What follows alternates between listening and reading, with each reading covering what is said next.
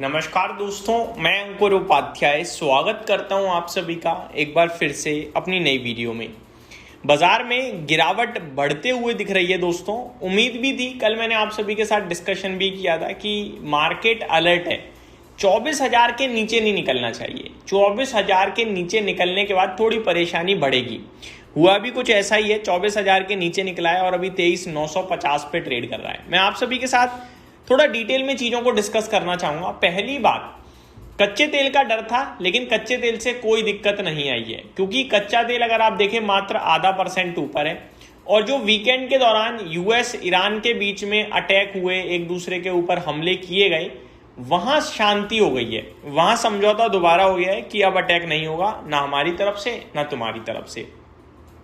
लेकिन उसके बावजूद बाजार की बात करें तो वहां पे गिरावट आपको देखने को मिल रही है। ऐसा क्यों, इसको समझते हैं दोस्तों। मार्केट की गिरावट जो आपको दिख रही है इस समय, उसके पीछे कुछ कारण तो एक्सपायरी का है। मंथली कल आपके लिए एक्सपायरी होते हुए दिखेगी निफ्टी की, जिसके चलते हम 24,000 के नीचे नहीं निकलने चाहिए थे। 24,000 के नीचे निकलते ही थोड़ा सा तेजी करने वाला ट्रैप हो गया है ट्रेडर जो है, और 24,000 की पुट वाला पूरी तरीके से ट्रैप है, जिसकी वजह से लॉन्ग अनवाइंडिंग देखने को मिल सकती है। यहां से जितने ज्यादा देर हम लोग 24,000 के नीचे रहेंगे, उतनी ज्यादा परेशानी बढ़ेगी। पहला लेवल 23,900 का है जहां तक जाने चाहिए, और उसके बाद 23,850 और 800 भी पॉसिबल है कि आ जाए। जितनी जल्दी हो सके हमें 24,000 के ऊपर निकलना होगा, और 24,000 के ऊपर निकलने के बाद हम थोड़ा सा रिलीफ फील करेंगे। 24,050, 24,100, 24,200 तक की भी जर्नी तय हो सकती है। निफ्टी जैसे 24,000 के ऊपर ट्रेड करेगा, रेंज खुलेगी 24,000 से 24,200 की। जैसे ही 24,000 के नीचे निकलेगा, 24,000 ही रेजिस्टेंस बन जाएगा और 23,800 तक की जगह खुलेगी, ये याद रखिएगा। अच्छा, निफ्टी तो फिर भी ठीक है, अभी गिर गया 0.5% समथिंग, लेकिन ब्रॉडर मार्केट परेशान कर रहा है। स्मॉल कैप इंडेक्स 0.8% डाउन है, मिड कैप इंडेक्स 0.7% नीचे है, और बैंक निफ्टी में भी 0.77% की गिरावट है। मार्केट ब्रेथ काफी नेगेटिव है। एक बढ़ने वाले के सामने 2 से ज्यादा गिरने वाले शेयर्स हैं। लगभग 950 शेयर पॉजिटिव है, जिसके सामने करीब 2,000 शेयर्स नेगेटिव है एनएससी पे। तो मामला चौतरफा नेगेटिविटी का है, लाल निशान में है बाजार, और वीकनेस हमें क्लियर कट दिख रही है। गिरने वाले शेयर्स की बात करी जाए तो वही है जो मैं डिस्कस कर चुका हूँ। पर्सिस्टेंट सिस्टम 10% नीचे हो गया है अभी।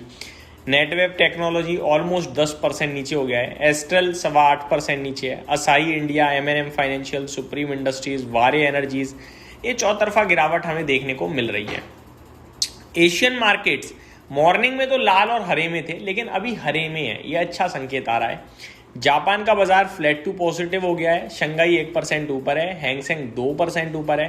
कॉस्पी किसी भी वक्त अब हरे निशान में लौटने की तैयारी में है। मलेशिया 1/3% लाल निशान में है। ताइवान 1% ऊपर है। तो एशियन मार्केट्स तो हरे निशान में आ गए हैं, बढ़िया तेजी दिख रही है, तो ये अच्छी बात है। लेकिन भारत का बाजार अभी नीचे दिख रहा है। एक्चुअली में फ्राइडे जो एशियन मार्केट्स नीचे गए थे, वो एडजस्ट कर रहे हैं शायद हम लोग।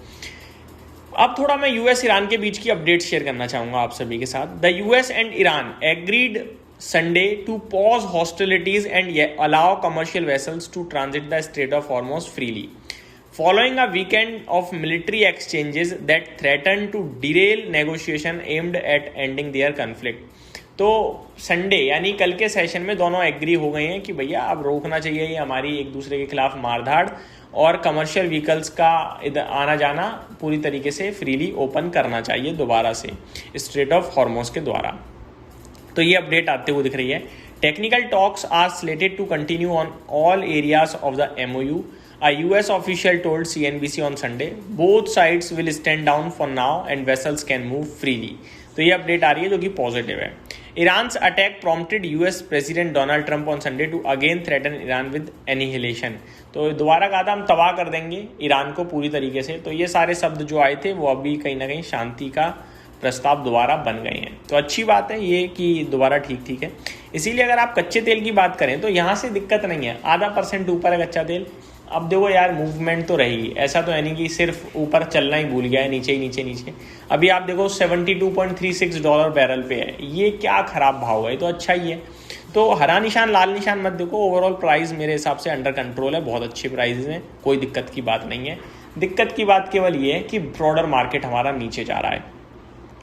गोल्ड सिल्वर की बात करी जाए तो ये भी आपके लिए लाल निशान में ही है, जहां चांदी 1% नीचे है और सोना ½ % नीचे ट्रेड करता हुआ दिख रहा है। तो ये मेरी तरफ से अपडेट थी। निफ्टी जितनी जल्दी 24 के ऊपर आएगा उतना अच्छा रहेगा, जितना ज़्यादा देर 24 के नीचे रहेगा उतना नेगेटिव हो जाएगा। ये मेरी तरफ से update. Thank you so much for watching this video. Have a great day guys.